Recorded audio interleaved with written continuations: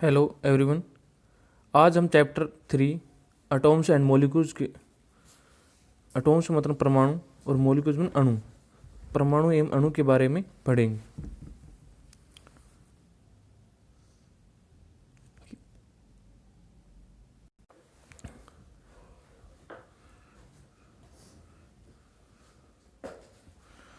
हमें दे रखा है ancient Indian and Greek philosopher have always wonder about the unknown at unseen form of matter. Ancient Indian में प्राचीन भारतीय और ग्रीक फिलोसफेयर की अज्ञात और आदर्श रूप से सीन और अनसीन क्या होते हैं मैटर के बारे में बताते रहते हैं। About the idea of divisibility of matter was considered long back in India. वो जो मैटर है उसकी जो डिविजिबिलिटी विभाज्यता है उसके बारे में अपने पूर्व क्या किया भारत में बहुत पहले अराउंड 500 BC 500 ईसा पूर्व अपने विचार व्यक्त किए।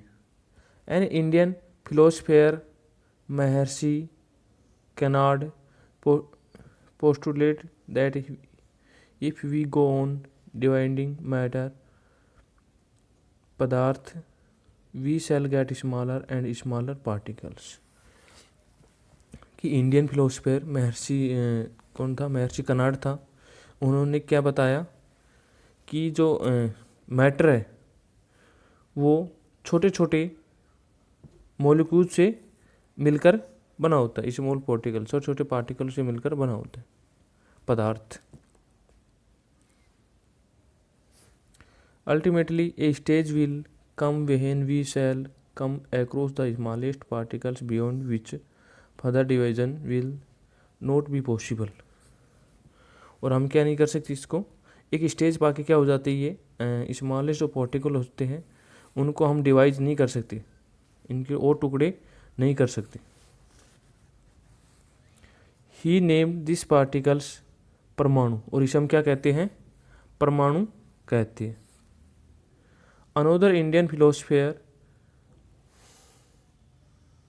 पकुदा Katyayana elaborated this doctrine and said that these particles normally exist in a combinate form which gives us various form of matter।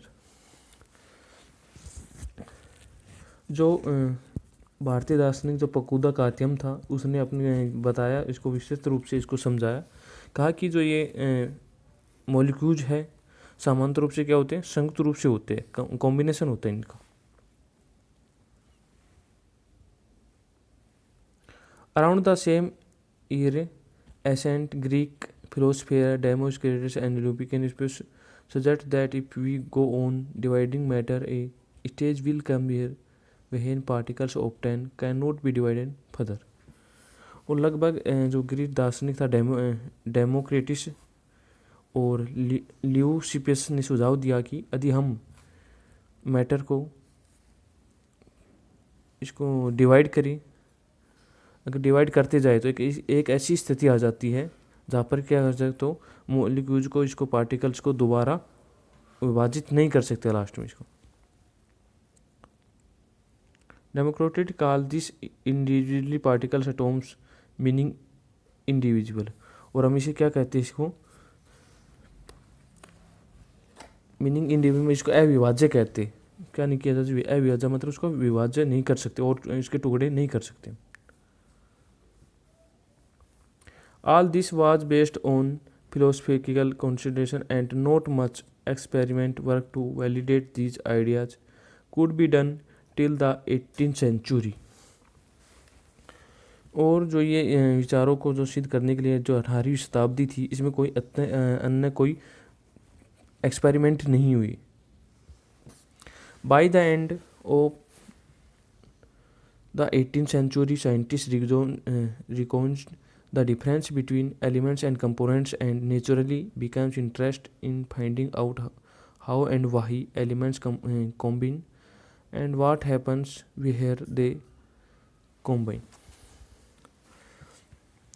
जो 18वीं शताब्दी थी उसके वैज्ञानिकों ने बताया कि जो एलिमेंट्स और कंपाउंड्स के जो बीच के नेचुरली इसके बीच के उसको समझा और उसको स्वाभाविक रूप से यह पता लगाने के लिए एलिमेंट्स है वो कॉम्बाइन तत्व है जो कैसे कॉम्बाइन करते, कैसे आपस में संयोग करते।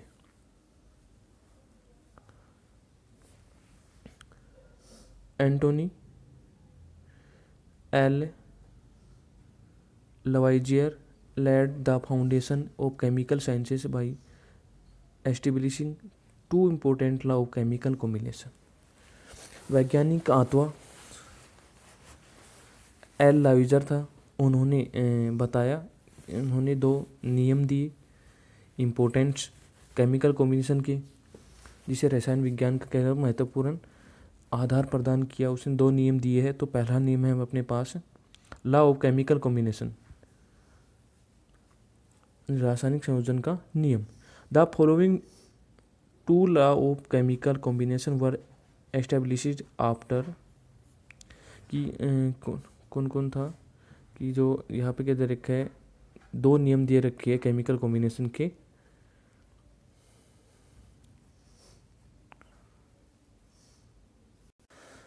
Much experiment by Lavoisier and Joseph L Proust. Lavoisier और जोसेफ एल प्राउस्ट के द्वारा जो हमारे जो प्रायोगिक जो कार्य है उनके बारे में बताया गया है, दो नियम दिए गए हैं।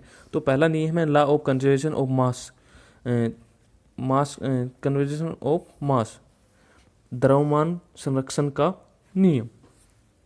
Is there a change in mass when a chemical reaction take place. जब क्या होता है कि जो केमिकल चेंजेज हो जाता है, केमिकल रिएक्शन करते हैं, जब क्या होगा केमिकल चेंजेज हो जाता है टेक प्लेस पे, जिस स्थान पर इन चेंज इन मास, उसमें क्या होता है द्रव्यमान क्या कोई परिवर्तन नहीं होता है। एक्टिविटी दे रखी 3.1 take one of following sets दे रखा है एक्स और वाई के केमिकल से दे रखे हैं। तो एक्स और वाई में क्या है, एक्स में हमारे पास है फर्स्ट नंबर पे कॉपर सल्फेट और 1.25 ग्राम, सोडियम कार्बोनेट है 1.43 ग्राम, बेरियम क्लोराइड सोडियम सल्फेट है, लीड नाइट्रेट है, सोडियम क्लोराइड है। एक्स और वाई दो सेट्स बना रखे केमिकल के। Prepare separately A 5% solution of any one pair of substance listed under x and y is the 10 ml in water। और हमें क्या करना है, जो x और y जो सेट्स दे रखे उसमें से किसी भी एक वन पेयर के सब्सटेंस में 10 मिलीलीटर वाटर उसमें मिला देना। Take a little amount of the solution of y in conical flask and some solution of the x in the injection tube. जो हमने उपयोग जो तैयार किया है उस सॉल्यूशन को y जो है y साइड्स में एक कोनिकल जो फ्लास्क आता है उसमें उसे लेना उसमें, और x के जो सॉल्यूशन है उसको एक छोटी टेस्ट ट्यूब में लेना। Hang the injection tube in the flask carefully, see that solution do not get mix, put a cork on the flask, see figure 3.1। जो छोटी प्रखनली होती है उसमें क्या करना है, हमें कोनिकल फ्लास्क में इस प्रकार उसको लटकाना है कि दोनों सॉल्यूशन एक्स और वाई के जो सॉल्यूशन है उनको परस्पर क्या ना हो, मिक्सर ना हो दोनों आपस में। उसके पश्चात जो कोनिकल फ्लास्क है उसके मुंह पर, उसके माउथ पर एक कॉर्क लगाना, एक ढक्कन लगाना है, जैसे 3.1 में चित्र में दिखाई दे रहा है। यहाँ पे कॉर्क है, ये थ्रेड है, धागा लटका हुआ है, ये कोनिकल फ्लास्क है, इसको हम कोनिकल फ्लास्क बोलते हैं, ये जैसे इस आकार का होता है। ये स्मॉल इंग्लिश ट्यूब दे रखी है इसके अंदर और इसको लटका रखी है स्मॉल ट्यूब को, सॉल्यूशन ऑफ एक्स और सॉल्यूशन ऑफ वाई। तो सॉल्यूशन जो एक्स लिया है वो हमें टेस्ट ट्यूब में लिया है और सॉल्यूशन जो वाई लिया हमें किस में लिया, कोनिकल फ्लास्क में लिया, जैसे आपको चित्र में दिखाई दे रहा है अच्छे से।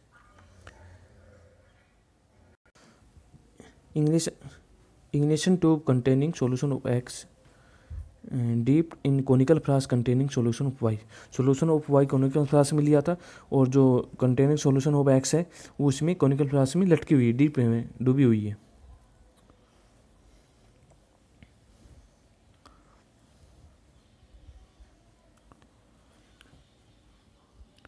Wait the flask with the contents carefully, और हमें क्या करना है जहाँ पे इसको कोनिकल फ्लास्क को सावधानीपूर्वक से क्या करना है, वेट करना है इसका। Now tilt and swirl the flask so that the solution x and y get mixed. अब फ्लास्क को झुकाकर क्या करना है, इस प्रकार घुमाना कि एक्स और वाई के जो सॉल्यूशन उसको क्या हो जाए, मिक्स हो जाए दोनों। वेट है, अब दोनों का क्या लेना है, हमें पुनः वेट लेना है। What happens in the reaction flask. अब इस कोनिकल फ्लास्क में आप क्या रिएक्शन देखते हो, क्या रिएक्शन हुआ उसमें।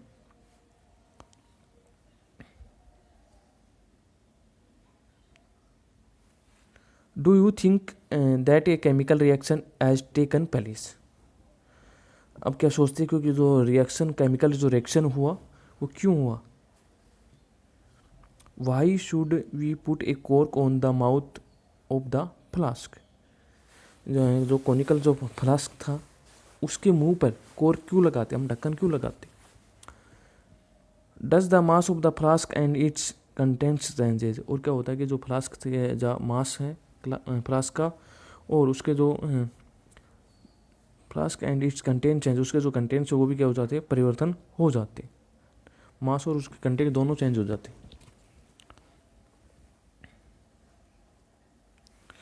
Law of conversation of mass states that mass and can neither be created nor distort in a chemical reaction. Conversation of mass मतलब लॉ नियम के अनुसार, किसके अनुसार, कन्वर्जेशन ऑफ मास के नियम के अनुसार स्टेट्स है that mass can neither the created. द्रव्यमान संरक्षण के नियम के अनुसार किसी जो केमिकल रिएक्शन होती है उसमें जो मास है न तो क्या हो सकता है डिस्टोर्ट कर सकते हैं और न ही उसको क्रिएट कर सकते हैं, न तो उसको नष्ट किया जा सकता है और न ही उसको उत्पन्न किया जा सकता है। द्रव्यमान संरक्षण का नियम यह कहता है कि न तो हम इसको केमिकल रिएक्शन के द्वारा द्रव्यमान को न तो उत्सर्जन किया जा सकता है और न ही उसका विनाश किया जा सकता है। क्रिएटेड नाइदर भी क्रिएटेड, न तो हम इसको क्रिएटेड कर सकते हैं न इसको डिस्टोर्ट कर सकते हैं केमिकल रिएक्शन के द्वारा। अगला नियम है सेकंड अपना law of constant proportion. Law of constant proportional, स्थिर अनुपात का नियम। Lavoisier along with other scientist noted that many compounds were composed of two of more elements and each such compounds had the same elements in the same proportional irrespective of where the compound came from or who prepared it। जो लवाइजर था N वैज्ञानिक ने इस बात पर प्रकाश डाला कि कोई भी कंपोनेंट्स वर कंपोज टू या टू मोर एलिमेंट, दो या दो से अधिक एलिमेंट से निर्मित होता है। जो कंपाउंड्स होता है वो क्या होता है टू या टू और मोर एलिमेंट से मिलकर बना होता है। Each such compounds had the same elements in the same proportional. और इस प्रकार के जो कंपाउंड है वो इनमें जो एलिमेंट है उनका जो प्रोपोर्शनल होता है वो क्या होता है, स्थिर होता है, सेम होता है। Irrespective of where the compound came from of who prepared it, चाहे कि वो किसी भी स्थान पर से क्या किया प्राप्त किया सकते हैं हम, अथवा किसी से भी इसे बनाया जा सकता है।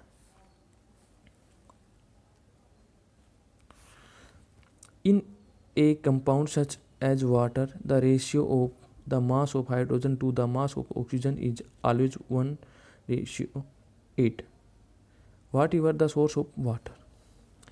जो कंपाउंड्स होता है वो वाटर में क्या रेशियो होता है, उसका ratio of mass of hydrogen और ऑक्सीजन का जो मास है उनका जो रेशियो होता है 1.8 होता है।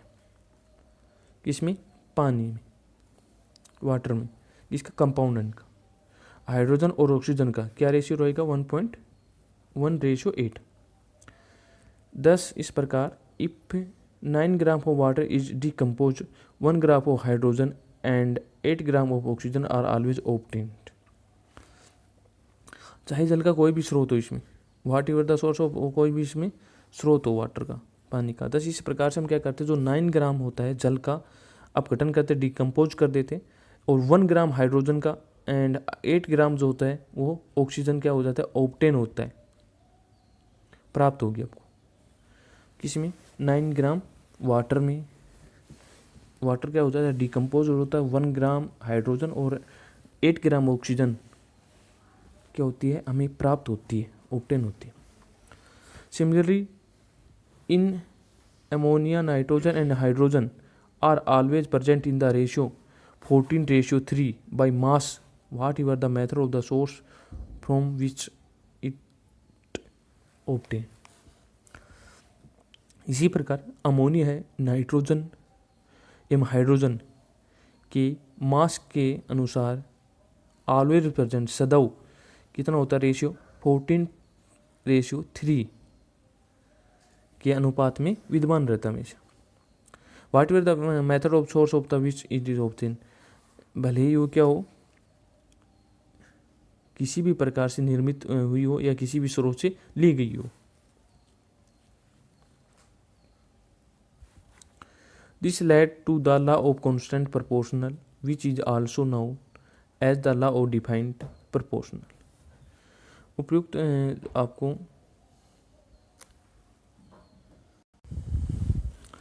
This lead to law of, जो हमने जो लॉ ऑफ कॉन्स्टेंट प्रोपोर्शनल, जो निश्चित अनुपात का नियम भी कहते हैं इसे, किसी स्थिर अनुपात का जो नियम होता है कॉन्स्टेंट प्रोपोर्शनल होता है, उसे हम डिफाइन प्रोपोर्शनल भी कहते हैं।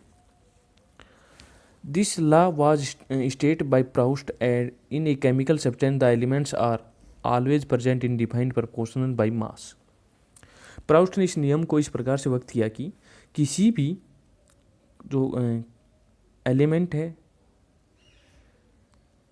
किसी भी कंपाउंड में एलिमेंट सदैव एक निश्चित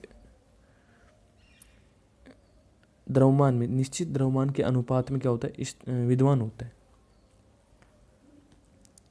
chemical substance the elements are always present is defined proportional by mass. The next problem faced by scientist was to give appropriate explanation of these laws.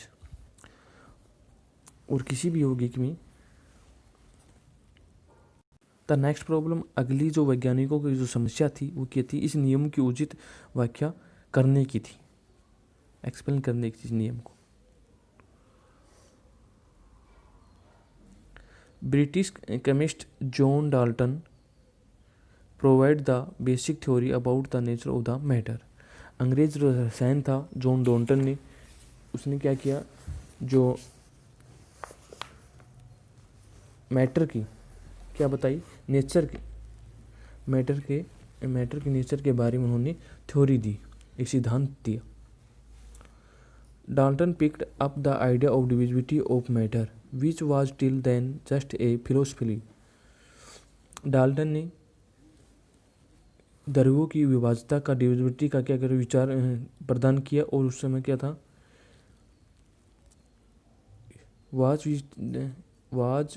Which was till then just a philosophy, उसमें क्या माना जाता, philosophy नहीं माना जाता था। He took the name atoms as given by the Greek and said that the smallest particles of matter are atoms. और उसने ग्रीक दार्शनिकों के द्वारा यौगिक द्रवों के सूक्ष्म अविभाजित कण, जिसे क्या नाम दिया, एटॉम्स नाम दिया, परमाणु नाम दिया। क्या नहीं हो सकता, एटॉम से अविभाजन नहीं हो सकता। His theory was based on the laws of chemical combination. और उसका जो सिद्धांत है, थ्योरी है, वो किस पर है, किस पर बेस है, केमिकल कॉम्बिनेशन के बेस पर है। Dalton atomic theory provide an explanation for the law of. Dalton का जो परमाणु सिद्धांत है वो द्रव्यमान के संरक्षण के नियम और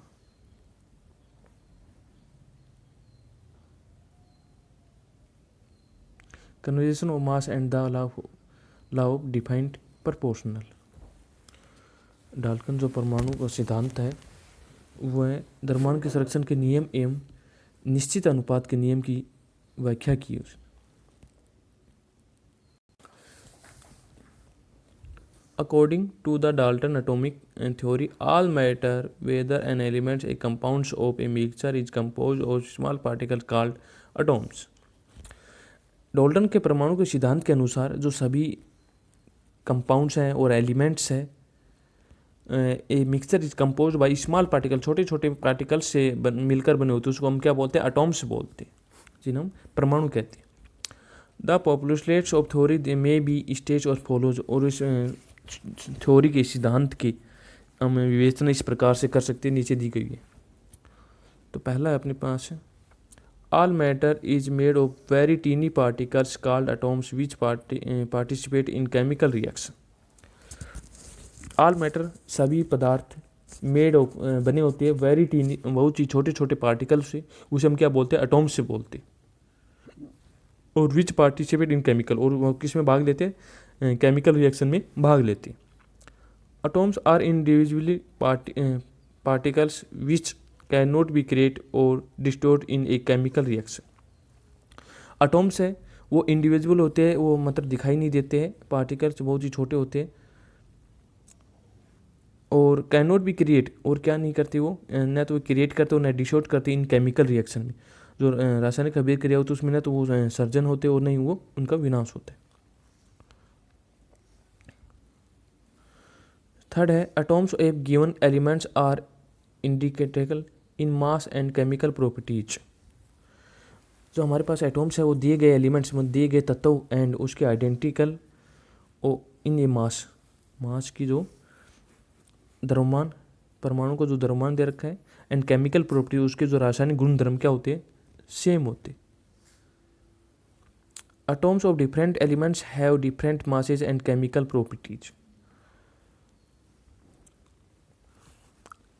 एटॉम्स मतलब परमाणु के different elements have different masses, उनके भी जो मास भी क्या रहेगा? डिफरेंट रहेगा. एंड केमिकल प्रॉपर्टीज, और उनकी केमिकल प्रॉपर्टीज भी क्या रहेगी? डिफरेंट होती. एटॉम्स में क्या होता है कि डिफरेंट एलिमेंट्स जो क्या होते हैं अलग अलग होते हैं, डिफरेंट होते हैं, तो उनका जो मास है वो भी डिफरेंट रहेगा, और जो केमिकल प्रॉपर्टीज वो भी डिफरेंट होती है, अलग अलग होती है सारी. Atoms combine in the ratio of the small whole number to form compounds. Atoms में क्या होता है? जो कंबाइन होता है, जो संयोग होता है, वो ratio of small whole compound से मिलकर बना होता है. जो कंपाउंड्स क्या होते हैं? कंपाउंड्स होते हैं, उसमें सारे कंपाउंड्स मिलकर, छोटे छोटे कंपाउंड्स मिलकर एटॉम्स का निर्माण करते. The relative number and kinds of atoms are constant in a given compounds.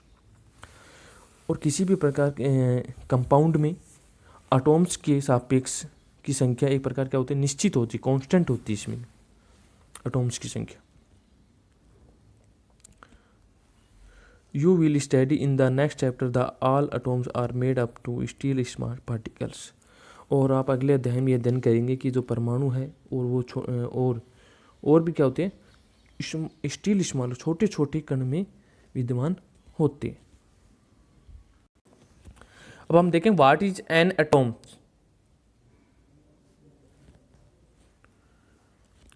परमाणु क्या होता है? Have you ever observed a mason building walls? From these walls a room and then a collection of room to form a building. कभी आपने देखा है, observe किया है, जो बिल्डिंग बनाते, बिल्डिंग जो दीवारें बनाती है उसमें तो क्या होते हैं? उसमें इन दीवारों से एक कमरा, कई कमरों से समूह से क्या बनती है? बिल्डिंग बनती है. तो उसमें बिल्डिंग में कितने रूम्स होते हैं? बहुत ज़्यादा होते हैं. उनका क्या होता है? रूमों का कलेक्शन होता है. What is the building blocks of the हज बिल्डिंग. और क्या होती है? जो बिल्डिंग होती है उसमें क्या होते हैं? ब्लॉक्स होते हैं, जो इकाइयाँ होती है उसमें. What about the building blocks of an ant hill. और उस के बारे में आपको एंट हिल और उसकी जो वो होती है रचनात्मक इकाई क्या होती है इसकी? It is the small grain of sand. और रेत का जो छोटा सा कण होता है, similarly the building blocks of the all matter are atoms. और इसी प्रकार क्या होता है कि जो सभी जो मैटर है उसमें क्या होते हैं? एटॉम्स होते हैं. कि रचनात्मक में क्या होते हैं, इकाई परमाणु ही होती है, building blocks. How big are atoms, कि जो परमाणु वो कितने बड़े होते हैं। Atoms are very small, they are smaller than anything that we can imagine or compare with. Atoms जो होते हैं बहुत ही छोटे होते हैं, और एक दे आर स्मॉलर देन, वो किसी भी वस्तु से क्या होते हैं जिसकी हम कल्पना नहीं कर सकते, तुलना नहीं कर सकते, उससे भी क्या होते हैं, छोटे होते। More than millions of atoms when stacked would make a layer barely as thick as the sheet of the paper. और लाखों परमाणु, मिलियन मतलब लाख होता है, 10 लाख के बराबर होता है 1 मिलियन। तो लाखों एटॉम से मिलकर क्या करते हैं, जब एक के ऊपर एक जब मिलकर बने होते हैं तो क्या होते हैं, लेयर बनती है। बड़ी कठिनाई से क्या होती है कि कागज़ की क्या बन जाती है, चीज़ें से लेयर बनती है, एक शीट बनती है, जितनी मोटी परत बन जाती है। Atomic radius is measure is nanometre, और हम इसमें किससे मेजर करते हैं, एटॉमिक को नैनोमीटर में करते हैं इसकी रेडियस को। तो 1/10⁹ एम, तो किसके बराबर माना जाता है, जिसको 1 नैनोमीटर के मीटर के बराबर माना जाता है इसको। 1 metre equal to 10⁹ nanometre. Relative size दे रखा है इसमें। एटॉम्स ऑफ हाइड्रोजन की, मोल्यूस्क ऑफ वाटर की, मोल्यूस्क ऑफ हीमोग्लोबिन की, ग्रेन ऑफ सैंड की, एंट की, एप्पल की। ठीक है, इसकी जो रेडियस दे रखी है मीटर में सारे सभी की।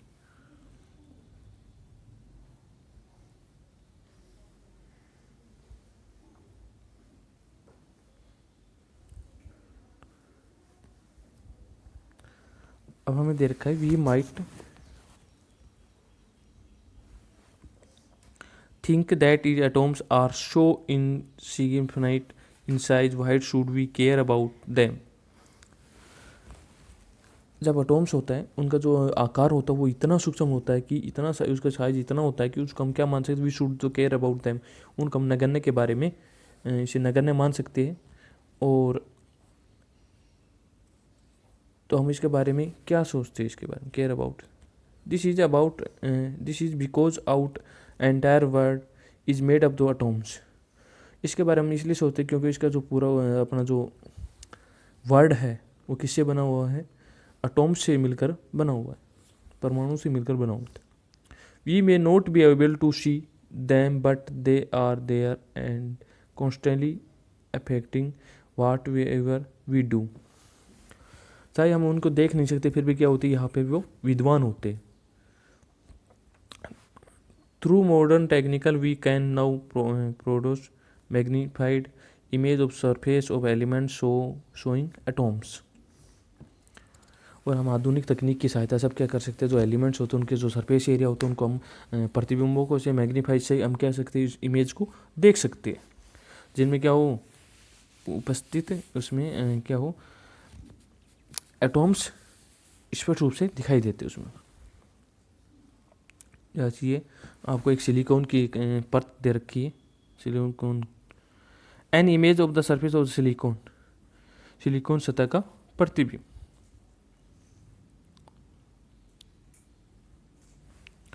What are the modern day symbol of atoms different elements? इसके एलिमेंट्स दे रखे, मॉडर्न डे सिंबल दे रखे, प्रतीक दे रखे किसके, परमाणुओं के। डिफरेंट एलिमेंट, अलग अलग एलिमेंट्स के सिंबल दे रखे। विभिन्न तत्वों के परमाणु के आधुनिक प्रतीक क्या है, अब हम प्रतीक जानेंगे। Dalton was the first scientist to use the symbol for elements in very specific sense. Dalton ऐसे प्रथम वैज्ञानिक थे जिन्होंने क्या किया था, जो एलिमेंट्स के सिंबल के बारे में स्पेसिफिक सेंस दिए, उन्होंने बताया, विशेष अर्थ दिया। सेंस में अर्थ। When he used a symbol from an elements, he also meant a defined quantity of the elements. That is one atom of the element. That element, जब उन्होंने किसी एलिमेंट का सिंबल बताया, प्रयोग किया, तो उसने सिंबल उस एलिमेंट की एक निश्चित मात्रा की ओर इंगित करता है, क्या बताता है सिंबल? उसकी मात्रा को, एक निश्चित मात्रा को शो करेगा। Berzelius suggest that the symbol of element be made from one or two letter the name of the element।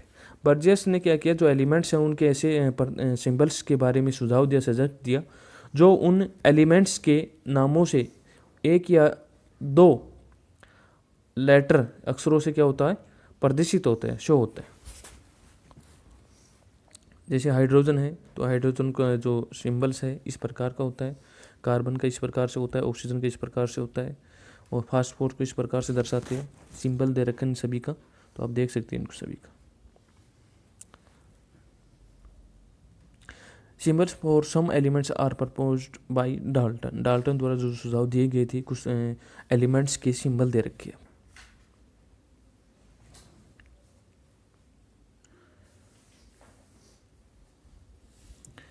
In the beginning, the names of elements were derived from the name of the place where they were found from the first time। प्रारंभ में जो elements हैं उनके जो नामों की जो उत्पत्ति हुई उन स्थानों के नामों से की गई, जहाँ वे सर्वप्रथम पाए गए थे, जहाँ पर पाए गए उसी नाम से उन्होंने उसका नाम रख दिया, सिंबल रख दिया उसका। For example, the name copper was taken from Cyprus. Example के लिए जो कॉपर है, कॉपर का नाम क्या है? कॉपर का नाम साइप्रस से उत्पन्न हुआ है। Some names were taken from specific colours, और कुछ जो एलिमेंट्स है उनको उनके कलर्स से लिया गया उनका। फॉर एग्जाम्पल, जैसे कि gold was taken from the English word meaning yellow. उदाहरण के तौर पर जो सोना होता है वो अंग्रेजी में उस शब्द से लिया गया जिसका अर्थ होता है कि येलो मन पीला होता है, रंग के आधार पर इसका नाम होता है। Nowadays IPAC, international union pure and applied chemistry, क्या IPAC नाम भी आते हैं ना, कि Indian union of pure and applied chemistry is an international scientific organisation which approves name of element, symbol and units। International union of pure and applied chemistry एक अंतर्राष्ट्रीय वैज्ञानिक संस्था है जो एलिमेंट्स के नामों को, सिंबल को और उनके मात्रों को क्या करती है, स्वीकृति देती है उसको। एलिमेंट, सिंबल एंड यूनिट के बारे में वो नाम की स्वीकृति देती है, कोई बताती कि इस प्रकार से इसको जो एलिमेंट्स है उसको इस सिंबल से दर्शाएंगे, इसको इस। Many of the symbols are the first one or two letter of the elements name in English. अधिकतर जो एलिमेंट्स हैं उनके जो सिंबल है, उनके जो एलिमेंट्स के अंग्रेजी नामों के 1 या 2 अक्षरों से बने होती है, उसी से उनको शो कर रखा है। The first letter of symbol in always written as a capital letter upper case and the second letter is a small letter lower case. तो ये 2 अक्षरों से बने होते हैं, क्योंकि बोला कि जो पहला सिंबल है वो पहले अक्षर का बड़ा अक्षर कैपिटल लेटर में, और दूसरे अक्षर है वो छोटा अक्षर और स्मॉल लेटर में लिखा जाता है।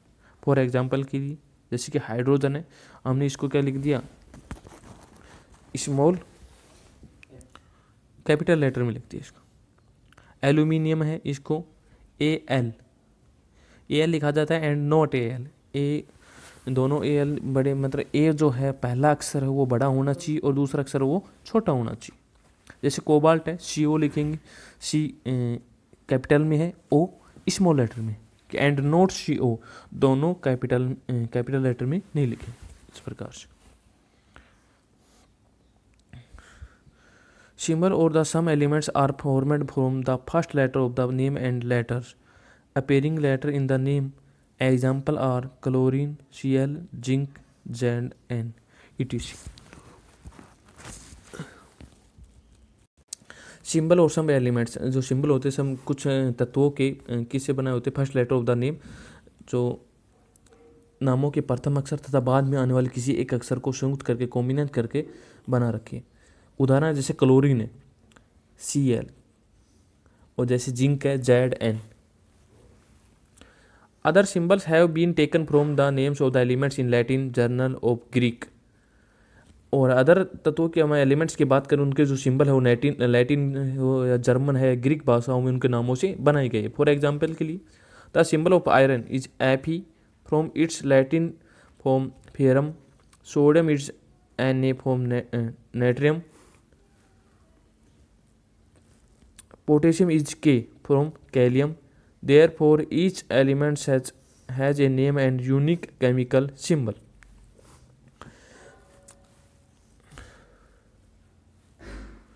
अगर दूसरी बात करें हम फॉर एग्जांपल इसी प्रकार से जो सोडियम है उसका जो सिंबल दे रखा है वो Na से दर्शा रखा है, N कैपिटल लेटर में, A स्मॉल लेटर में।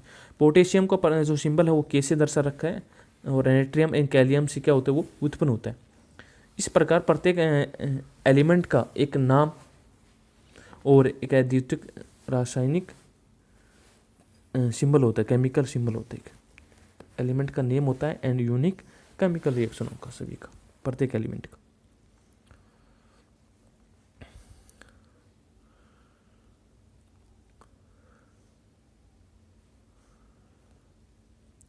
Passage of time and repeated use you will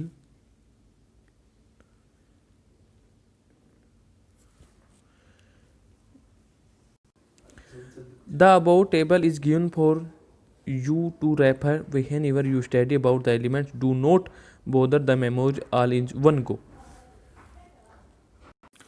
कि जब हम या कभी एलिमेंट्स के अध्ययन करो जब आप टेबल में, तो यू स्टडी करो अबाउट एलिमेंट्स के बारे में, तो आप क्या करो उपयोग जो सर ने टेबल दे रखी है इसको देखना।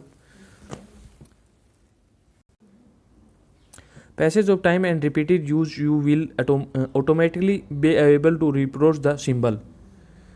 समय समय पर क्या है कि इसको बार बार उपयोग करते रहने से आपके क्या हो जाएगी, जो इनके सिंबल है वो अपने आप ही निर्मित करना आप सीख जाओगे।